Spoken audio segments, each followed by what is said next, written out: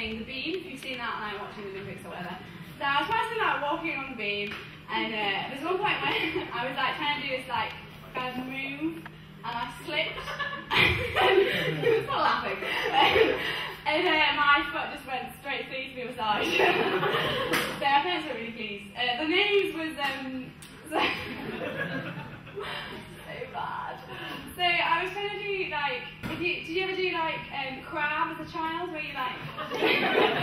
Obviously not. So it's this move where you do like a bridge. So yeah, I can't really describe it. You can stand up and see. Yeah.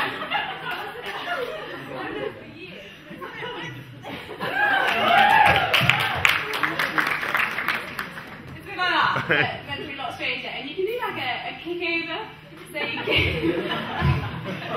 you kick your legs over, and like I wasn't that flexible, so I was trying really hard. And my mum was trying to help me by like supporting my back, but unfortunately, at the same time as she leaned over, I kicked up, and I just had a massive bag and a yell, and I wrote my mum's name. Great. Thanks for that introduction, Ray. You probably know a lot more about me than I intend to share. Yeah, so I was asked to give my testimony, which is just telling you a bit more about why I decided to become a Christian.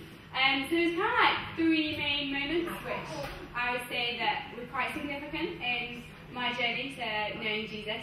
So to give you a bit of context, I have a quite large family. I love my family. I have 3 older sisters. Yeah, I'm really well with them. So I grew up like going to church. That would be something we did every Sunday, part of my routine. And it like just carried on doing that. And it didn't really mean anything. It was just something we did. Like you go to school, you play sport, whatever. So that kind of continued until I was about 11. And then when I was 11, you start asking questions, become more aware of the world. And I was just like, well, I really find church boring. I don't really believe all the stuff. I find Christianity really restrictive, and I hate the way that it like kind of sucks the fun out of everything. So I really wasn't a fan. And this carried on like this until I was about maybe 12. I think about 12. So when I was 12, so I have a sister who I used to share a room with, and she was 6 years older than me, so she was quite older.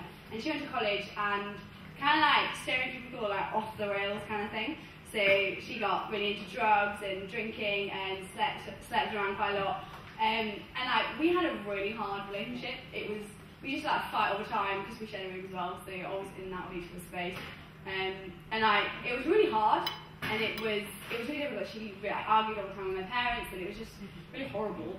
And so that went on like throughout college, while she was at college, and then she like, I think randomly, I don't even know why she did it, but she wandered into a church one day, and I just carried on going for a few months, and then she told us she'd become a Christian, and this was kind of a new thing, because before like that moment, I didn't really think Christianity had any power in people's lives. I didn't really believe it made any difference, and like the change in her was incredible. So from going from a relationship where I like really didn't get on with my sister, like it was completely transformed. Like she was just incredible. So we get on really well. Like she was having like just rebuilding her relationship with my parents. Like really noticeable difference. And I was like, well, okay, so maybe there is like something in this. Maybe Christianity does mean something then. So I guess that was kind of the first moment. The second moment was when I was about 13. So carrying on from that, my sister was with me. We were still getting on well. And I started to go on like a Christian summer camp. You might have been on one. They helped us out summer. And then, so, obviously, so there was a speaker guy. He kind of like just each night went through a bit of the Bible, and he said things I'd never heard before that I never really understood. So he kind of like explained how like God is a God who wants to know us individually. God is a God who loves us and demonstrates that love by sending Jesus to give us a picture of what God is like. And this was completely new to me. That I'd never really understood that. I never really grasped that.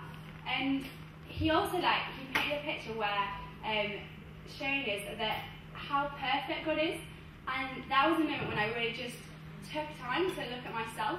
I just saw a huge disparity between myself and God, and I was like, I'm not a good person. I haven't murdered anyone when I was like 13, but I haven't done anything really bad, but I looked at who I was and I was like, I'm not good, I'm not a good person.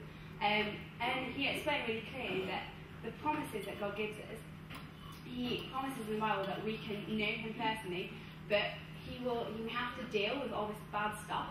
We have to deal with our hearts. And I wanted that. I wanted to know him personally. And I think that was the moment where I understood in my head, I want to know God. And through Jesus dying on the cross, I can know him. And I can say, yes, I want to have you in my life. And I want the things you promised me. I want peace. I want joy that you promised me. So I guess that was the second moment where I understood in my head that I wanted that. There's a difference between understanding in your head and understanding in your heart. So understanding your head. So I understand that Henry VIII had 6 wives, but knowing something in your heart, that affects your actions. So I understood in my head at 13. So fast track a few years, I was at 17. In that time, I became really obsessed with getting into uni. So I'm a vet student, so you have to do lots of work experience, all that stuff. And it was just completely dominated my life. I'd spend all my time working. My mum would find me collapsed on my books at 2 a.m. Or I'd spend my summers shoveling out crap on farms and looking after cows. And I think I carried on this way until about halfway through my A-level year, when we had a youth worker who was working with my parents' church, and we were really close friends. She was living with our family, and 2 of her friends that year died. They were both 18. They were both on gap years, and I think that was a moment where I think everyone has these moments, but you stand still and you just take a look at your life, because that is a moment which is just completely, it just changed everything. And when I looked at my life, I was like, what am I working for? I'm working for a degree, which is great, but underneath all that work was I'm wanting the desires that I wanted. I wanted to be satisfied. I wanted to know real happiness. I wanted to know real joy. And I thought that that degree, that getting into vet school, would give me that. But it didn't. The work that I was doing didn't satisfy me. And that moment was the moment when I actually looked at Jesus for the first time in my heart. And I wanted to know him. I wanted to know that he could give me true satisfaction, true joy, and true peace. And it was kind of like a process, so it didn't happen automatically. But exploring more of the Bible, exploring who he is, and I can testify that from that moment, I've experienced true joy, I've experienced true peace, I've experienced true happiness. He's the only thing that I would say that satisfies, and that has a huge impact on life. I know that I can walk into an exam and that I don't have to be afraid. I can stand up here, even though I really hate public speaking, and have peace because I know he's in control. And that's why I think Jesus is worth investigating, because I believe that he's the only thing that can offer that truly, and he's the only thing that can satisfy. So that's all for me. But if you have any questions about what I've just said, come and grab me afterwards. I love to answer your questions. So yeah, and that's it. Great.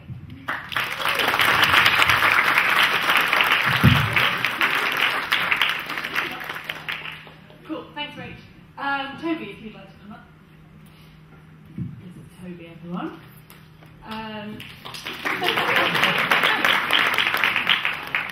Toby, tell us what you study, what year you're in.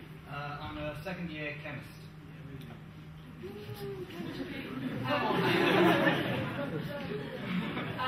Great, and what is the worst thing you did when you were a child? Okay, so this probably sounds quite bad, but I kind of stole my dad's mobile phone and managed to cock up something like 40 quid in 1 week. Without his knowledge, until the bill arrived, it did quickly work out what had happened. But yeah, so I basically put up a lot of money on my dad's phone. How just texting people, making lots of phone calls abroad? No, just I'm going to do this just like down the road. Alright, moving on. Right, well, so my parents are both Christians, and they believe that Jesus is great news, as I now do, partially because of the things that they told me when I was younger. My mum was particularly keen to share Jesus with me, and so as a child she told me about him and what he'd done. I was only 4 at the time, so I had a very limited understanding, but I did come to understand something about God, and I knew that Jesus had something to do with being saved. Not that I really understood what that meant, and I was kind of scared of the idea of God who knew every bad thing that I'd ever done. As a child, I was very much aware that I did bad things. There were good things and bad things I did, and I didn't like the idea that there was a God who knew about those things. And more than that, I got told that if I put my trust in Jesus, that God's Holy Spirit would come and live in me. Well, as a child, that idea terrified me. I didn't want some strange spirit living in me. Like, it sounds absolutely bonkers. I didn't want that living in me. It doesn't make any sense. But so, I mean, basically, because of that, it was a no-goer. I was not going to put my trust in Jesus and have this weird thing. So, you know, what does a 4-year-old do? He forgets about it. And for about a year, I didn't really think about it that much. But sometime later, I've been misbehaving, and again, you know, I'm a typical child, not doing what my parents told me, etc. And my mum had been really telling me off. So I shouted at her, you know, as most people do. I'm doing my best. It's the sort of thing that we often shout at God, isn't it? And she turned round and she said, well, your best isn't good enough. But that's why you need the Holy Spirit. And like when she said that, I understood what she was saying. I knew what she was saying was true. I knew that my best really wasn't good enough. And I realised that, you know, and I did things which upset my parents. I didn't want to upset my parents, but I did those things anyway. And I realised how much more would God be upset with the things I was doing. And I realised that actually the Holy Spirit could help me to become more like Jesus. And I knew that Jesus was actually something which is desirable. It's desirable to be like Jesus.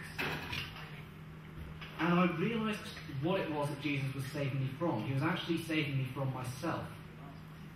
And as part of that, I would have a new relationship with God. In fact, so personal that he would live in me. So I prayed to Jesus and I asked him to forgive me for not living the life that he wanted me to. And I invited him as Lord into my life. The change was immediately obvious. I ran around giggling for months, boldly running up to strangers to tell them about Jesus. That's kind of a weird thing, you know. Grandparents walking down the street and suddenly a little 5-year-old runs up to them, telling them they found Jesus. I was quite a strange child. But that was, you know, at the time, I felt that was the most wondrous news ever, and I still actually feel like that. I can't actually remember what I was like before Jesus, but I know that my life has been totally transformed.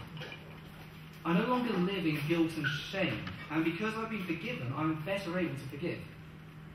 Even though I've been a Christian for most of my life, I've continued to do things which I'm not particularly proud of. At times, I've even been ashamed to call myself Christian. But Jesus has never been ashamed of me. He's never withdrawn from me.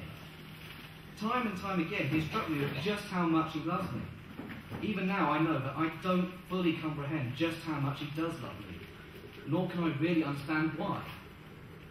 But I'm really glad that he does. With him, I can be honest about myself. I can look at my life and not be ashamed of my faults. I know that he accepts me, knowing all of them. Instead, he gets stuck into my mess and changes me in ways that I want to be changed. Jesus is fantastic. The way that he has been at work in my life for the last 14 years has been amazing, and I can't imagine living without him. I can't imagine what life is like without knowing Jesus, because he's the one who gives my life meaning. He's the one who gives all life meaning in my mind. That's why I think he's worth investigating.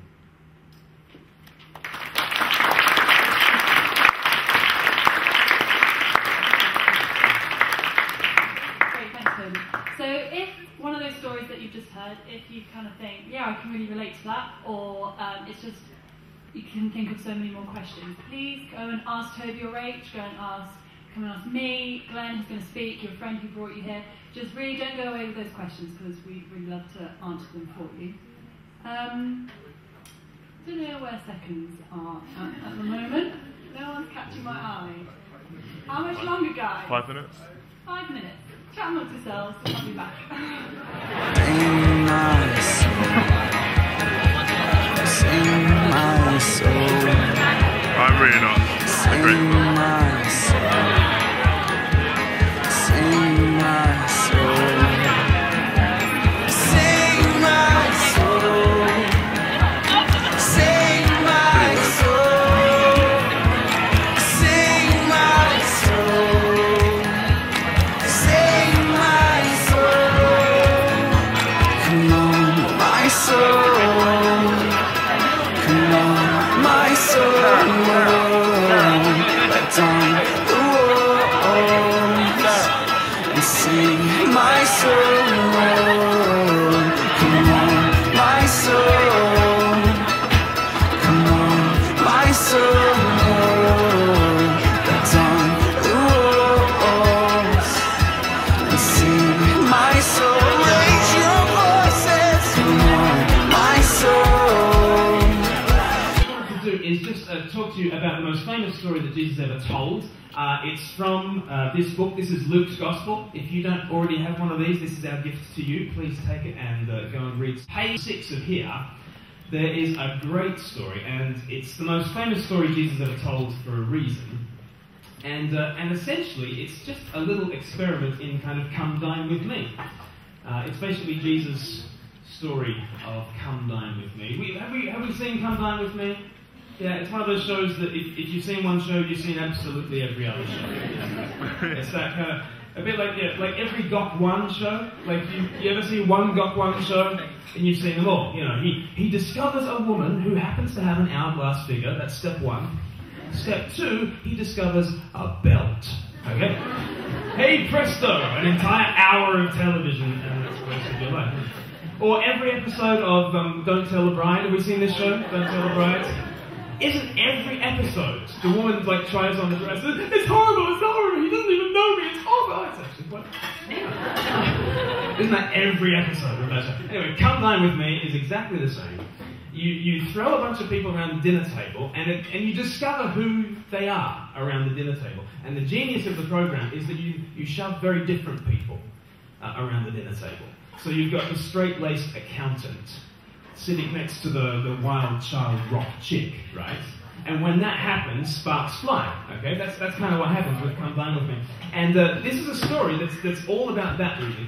It's all about a story in which there's a feast, and there's one very straight-laced kind of guy, and there's one very kind of liberated, groovy kind of dude. And Jesus is saying, basically, there are two kinds of people in this world. Two natural kind of personality types. There's the kind of person who, I think Rach kind of, when she was just describing her sister, where's Rach? Like you describing your sister kind of going off the rails. You use that kind of, we recognize that description. There's the sort of person who says, I know how I'm going to make life work. I'm going to kind of throw off the shackles and go off into the far country, and there'll be the wind in my hair, and I'm going to be free, and I'm going to get experiences, and that's what life is going to be for me. There's that kind of person. There's also another kind of natural personality type, which is a bit more like Toby. You know, there's the kind of, what's the worst thing that Toby's done? Well, you know, what was the worst thing that you've done? Spend 40 quid on your dad's phone. But, you know, but lots of us, I'm the same. I sort of grew up in a quite straight-laced home, apart from the whole, turtle killing thing. But, we like the rules, because you know where you stand with the rules, don't you? And we like to earn respect, you see. Some people go for the freedom thing, some people go for the respect thing, right? And the whole world is kind of like this. Think of in even the East-West divide in the world. What is the East-West divide except the East is traditionally the conservative East and the liberal West, isn't it? There are a whole bunch of people who think, on the one hand, we grab at life by going for experiences. There's another bunch of people who say, we grab at life by earning respect. And Jesus is telling this story. On page 106, you'll see these two kinds of different people. Page 106, at the top, heading the parable of the lost sheep.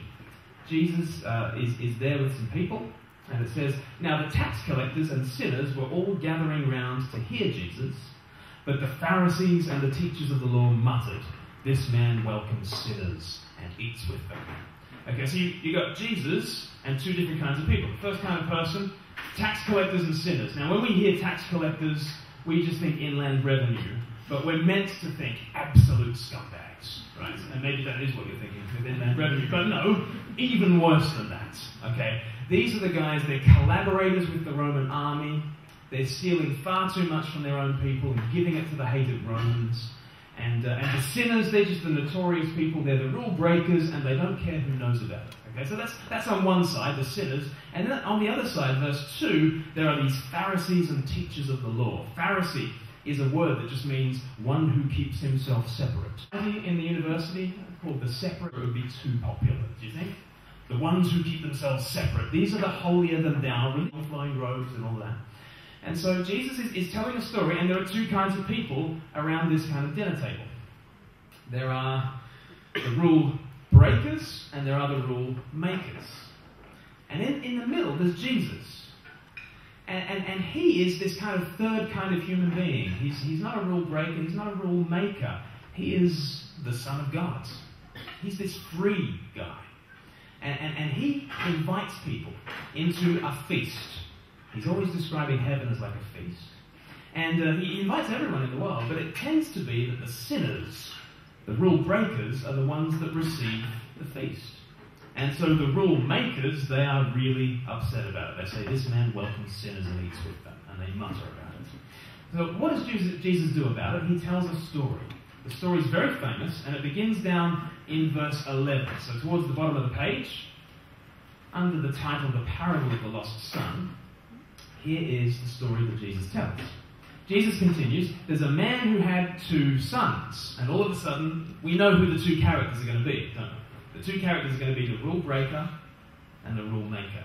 So, here we go. He had two sons. The younger one, who's going to be the rule breaker, he says to his dad, Father, give me my share of the estate. So the father divided his property between them. So essentially, this young tearaway says to his dad, Dear Dad, you know all that money that I'm going to get when you die? You seem to be taking your time. And frankly, I quite like the money around, but not you around. So could you either hurry up and die, or just give me the money now so that I can get as far away from you as I possibly can? Love, your son. Right? That's the kind of kid that this kid is. I mean, he's not like a rough diamond, you rascal. He's scum. This kid is scum. You don't treat your dad like this, especially when your dad is as good as this dad is. This kid is a scumbag. But this is the freedom path, okay? I want to take from my dad and get as far away from him as I possibly can. And you know what? That's in my heart, and it's probably in your heart as well. If the father in this is talking about God, don't we all kind of take his good deeds, his good gifts, and then try and enjoy them without him? I know I do. It's kind of this thing in our hearts that we take the good gifts that God gives us, and then we try and enjoy them without him, thinking that we'll be free when we are far from home. What the Bible says, if you try and be free far from home, you're just going to get lost. And that's what happens to this kid. Keep on reading. Verse 13, not long after that, the younger son got together all he had, set off for a distant country, and there squandered his wealth in wild living. After he had spent everything, there was a severe famine in that whole country, and he began to, over the page, be in need. So he went and hired himself out to a citizen of that country, who sent him to his fields to feed pigs. He longed to fill his stomach with the pods that the pigs were eating, but no one gave him anything. It's the old story, isn't it? He goes for freedom and he ends up lost. He goes for wild times and he ends up enslaved. He goes for feasting and he ends up starving. It's the old story. It happens all the time. The kid who wants to get free goes off the rails. This is what happens all the time with the rule-breaking kind of personality type. So what happens? Verse 17, when he came to his senses, he said, well, how many of my father's hired servants have food to spare? And here I am starving to death. I will set out and go back to my father and say to him, Father, I've sinned against heaven and against you. I'm no longer worthy to be called your son. Make me like one of your hired servants. So he got up and went to his father. Now what's going to happen at this stage? Like, he goes back, he realizes he's made a mess of it. He wants to come back and just sort of apply for a job again. He basically just wants to be a hired servant so he can get a salary, so he can get something in his belly. It's not the greatest kind of repentance in the world. What's going to happen with this dad? Sometimes I try and think about the story in an Australian setting, and I'll just confirm all your stereotypes. Just like, imagine that this kid is in Australia, he's got an Australian dad, obviously polishing a shotgun on the veranda, and the kid comes home in a ute, and the father just says, you keep on driving, son, you just keep straight on driving. That's kind of what we expect, isn't it? Like, you don't expect what's about to happen. Here's what happens, halfway through verse 20. While the kid was still a long way off, his father saw him and was filled with compassion for him. He ran to his son, threw his arms around him and kissed him. The son tries to get his little sorry speech out. So he says, Father, I've sinned against heaven and against you. I'm no longer worthy to be called your son. Father cuts him off, verse 22. But the father said to his servants, quick, bring the best robe and put it on him. Put a ring on his finger and sandals on his feet. Bring the fattened calf and kill it. Let's have a feast and celebrate. For this son of mine was dead and is alive again. He was lost and is found. So they began to celebrate. Isn't this wonderful? Especially if you're a rule breaker type. We all go from sort of one to the other. Sometimes we're rule breakers, sometimes we're rule makers. But for those of us who had a rule breaker kind of a life, isn't it amazing to think this is the welcome that Jesus has for us? He runs to his son. Can you think of that in first century patriarchal society? All the men wearing long flowing robes down to the ground. How do you run? Like women, if you're wearing a dress or a skirt down to your ankles and you want to run, how do you manage it? Hitch it up, yeah. You look ridiculous, don't you? You look very motherly. This father looks like a very motherly father, doesn't he? Running to his son, smothering him in kisses, giving him a robe, giving him a ring. Let's celebrate, let's invite the whole village. A fatted calf would have fed hundreds. Let's have that kind of a feast. This is the way Jesus treats anyone who comes home. And he says to everyone, you think you're going to find freedom in the far country, don't you? You don't find freedom there, you just get lost. But this kid was never more free than when he was in the arms of his father. Never more free. Still stinking of pig, but robed by his dad, loved and accepted. He's found home. When you're home, that's when you're free. Not when you're far from home trying stuff out. That's fun. But how do you get free? You find freedom when you find home. And Jesus says, I'm the one. I'm the one who brings you home. So if you're a rule breaker, you love this bit of the story. If you're a rule maker, you're starting to get a bit unsettled by this story. Because it sounds a little too easy, doesn't it? If you're a rule maker. If you earn things, if you climb the ladder, if you go for respect, and this kid who's just been a total scumbag just gets accepted by heaven, how do you feel about this story? Well, the older son is the spokesperson for all the older brothers in the world. In verse 25, we see him, verse 25, out in the field. That's kind of his natural habitat. Not at home, not in the father's arms, but kind of working hard. Not in the home, close to home, but outside the father's affections and love. So here he is in the field, When he came near the house, he heard music and dancing. He hates music and dancing. He doesn't know what to do. Rule makers don't know what to do with music and dancing. It kind of freaks him out. So he called one of the servants and asked him what was going on. Your brother has come, he replied, and your father has killed the fattened calf because he has him back safe and sound. The elder brother became angry and refused to go in. And at this stage, the older brother throws what is known in ancient Near Eastern cultures as a hissy fit.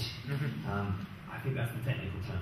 And the toys are out of the pram, and he's throwing a tantrum on the greatest day of his dad's life. His dad has been searching for this younger son all his life, and he's celebrating. And there's a time to raise stuff with your parents, isn't it? If you raise an issue like this on their 40th wedding anniversary, is that the time and the place to do it? This kid doesn't care because he's just so angry, he's seething. He refuses to go in. So, look at this. The father went out and pleaded with him. This father, he doesn't play favourites. He loves the younger son. He loves the rule breaker. He loves the rule maker. He loves them both. He wants them both at the feast. He pleads with them. You could say he begs the older brother to come home. But the older brother answered his father, look. That's quite Australian. Look. All these years I've been slaving for you and never disobeyed your orders. Yet you never gave me even a young goat so I could celebrate with my friends. We never know whether he actually asked his dad for a young goat. He doesn't seem to be the celebrating type, let's be honest. Over the page.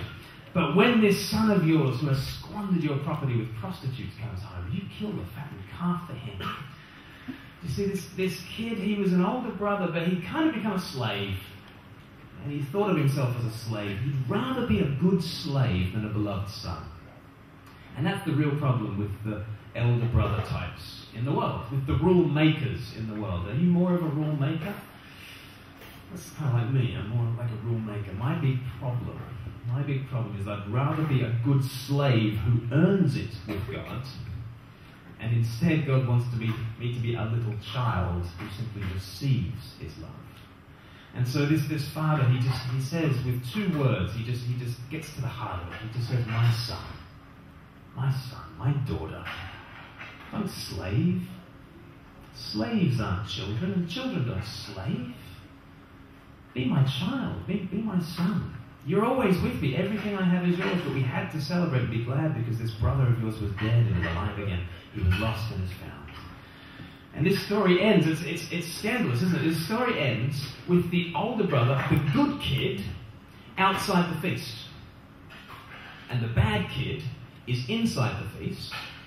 And this feast represents heaven. Do you see what a shocking story this is?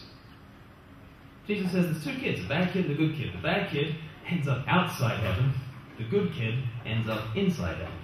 Isn't that a shock? Didn't you think that, isn't the Bible supposed to be telling us that the good go to heaven and the bad don't? Jesus tells stories that are exactly the opposite. Exactly the opposite. The bad kid who simply asks for forgiveness is let in. The good kid who stands on his own goodness is left outside the feast. And why is he outside the feast? Is he outside the feast because the father is so cruel? No, he's outside because the father is so kind. He's too kind. Too kind. The older brother, this rule maker, is he outside the feast because he's too bad for the feast? No, he's outside because he's too good for the feast. He doesn't want mercy. And yet this is the message. This is the message of Christianity. The message is, whatever you've done, wherever you've gone, whatever far country you're in, whatever field you've been slaving in, whatever freedom you've tried to go after, whatever respect you've tried to earn, whoever you are, come home. Come home, join the joy. Jesus is for you. His arms are open to you. They were nailed open for you. Is this something you want to investigate for yourself? Come talk to me afterwards. Come talk to Rachel or Toby or Rachel after this. And talk about what it means to come home, join the joy. Whether you're a rule breaker, whether you're a rule maker, neither of those things. You don't find freedom in the far country, and you don't find respect in the field. You find freedom in the arms of the Father. You find respect in the arms of the Father. Come home, join the joy. Talk to me about what that might mean for you. But there's a couple of things you can do. Tomorrow, lunchtime, there's a lunch bar. Come and join us again at Woody's Church and hear more about Jesus risen from the dead. And also on Monday night at Alter Ego at 7:30, where we're running Christianity Explored. It's just an opportunity to open up the Bible, to read the stories of Jesus, and to chat them through. But I hope you can see that the message of Jesus is not this thing that you had expected.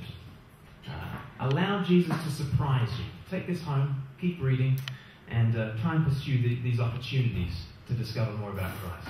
Thanks so much for listening. Sing my soul, sing my soul, sing my soul, sing my soul, sing my soul. Come on, my soul, come on, my soul. Let Dine the walls and sing my soul. Come on, my soul. Come on, my soul. Let Dine the walls and sing my soul. Raise your voices. Come on, my soul. Come on, my soul. Let Dine the walls and sing my soul. Come on, come on, come on, come on. It's time to look up. Come on, come on, come on, come on. It's time to look up. Come on, come on, come on, come on. It's time to look up. Raise your voices. Come on, come on, come on, come on.